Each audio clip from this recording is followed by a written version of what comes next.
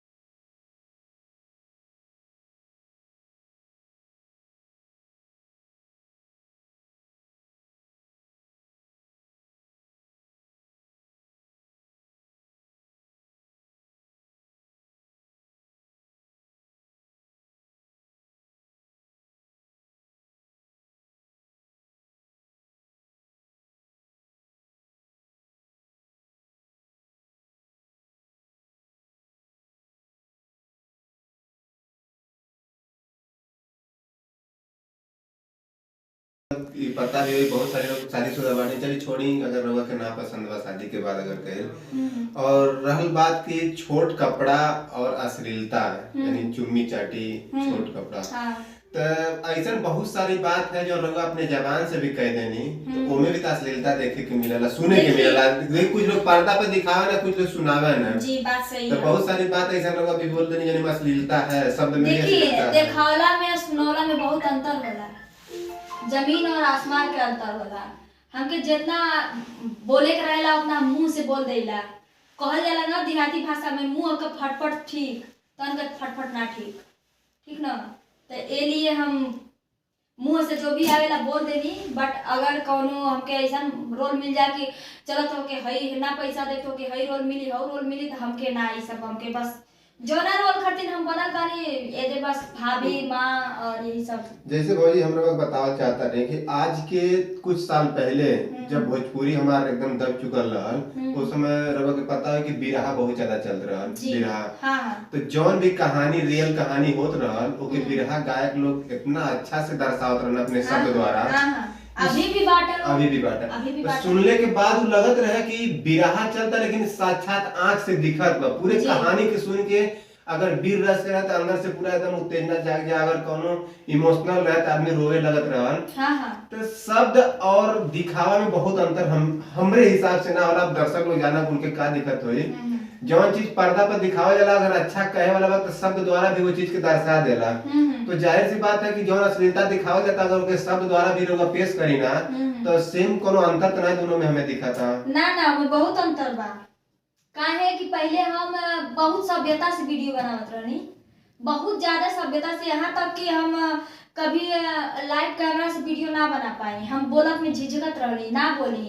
तो फिर ऐसे एक बार हम वीडियो बनाई लाइव से, तो वीडियो हमार वायरल होखे लगल। आ हम ये ना है कि हम अब कुछ अपशब्द बोली तबे हमार वीडियो वायरल होखे, हम अपशब्द ना बोली ला तबो हमार वीडियो पर। और अपशब्द में हम का बोली ना, देवर पहुना बोली ना, और बस कौन मार पटैले बाड़ा, ई कोनो अपशब्द का भाषा ना है। अगर देवर हमार मतलब दुनिया में हमार देवर लोग बात है तो भाई नॉर्मल सी बात है, अगर मानी तो देवर भौजाई का रिश्ता है, वो दोस्तों को होला, महतरियों को होला, और दोस्त का मतलब बहन, मतलब कुछ भी समझ सकेला। और एक वो होता है ना कि मजाक तो भाभी साथ तो बनता ही है, बहुत लोग बोलते हैं।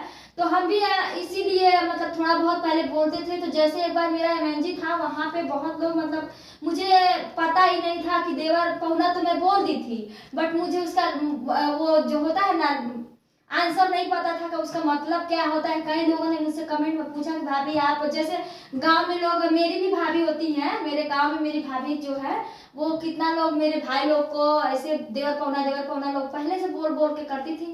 तो वही मैं सुनी थी, तो मैं भी बोल दी वीडियो में। और कोई अपशब्दता, कोई मेरे वीडियो में कोई डांस नहीं देख पाएंगे आप कभी, मेरा नाभि दिखा करके कोई डांस मतलब कोई वीडियो नहीं दिख पाएगा आपका। और वैसा कोई लिपसिंग तो मैं करती नहीं, बहुत कम लिपसिंग, अगर 100 वीडियो है मेरी तो 5 लिपसिंग मिलेगी जिसमें भी अपशब्द वाला गाना नहीं रहेगा। और बाकी आप खुद गूगल पे और इस पे जाकर देख सकते हैं कि कितना अपशब्द हम बोलते हैं ना। हम तो कभी देखे ना, लेकिन रउआ के दर्शक लोग भी यही बात के रखे ना कि अब शब्द बोले भाभी बहुत ज्यादा जो हम लोग शब्द भी बोले बोलत नहीं है, हम ना कहते कि ना बोलत होई। और दीवाना लोग जैसे कि मान ली अगर हमारे 1 करोड़ 2 करोड़ फैन बाटा तो सब जरूरी थोड़ी ना बा कि हमार सब दीवाना बा, समझत नहीं बतिया।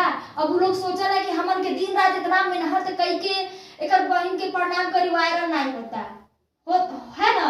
बहुत लोग सोचा ना कि हम इतना मेहनत करेला, इतना पैसा फूकी ना, वायरल ना होता, ई का करेले गांव में के अनपढ़ गंवार मेहरारू ई का करे कर वीडियो इतना भागेला कर, इतना दीवाना, इतना चाहे वाला, इतना कर मतलब फैन फॉलोइंग इतना है। तो कुछ देखी जलन वाला भी होखेला, कुछ वो भी होखेला। तो हमके मतलब ना, हमके बस यह हम कहल चाहता नहीं कि हम जो भी बोलीला वो हमके कमेंट में मिलेला तबे हम बोलीला, ना तो ना बोलीला।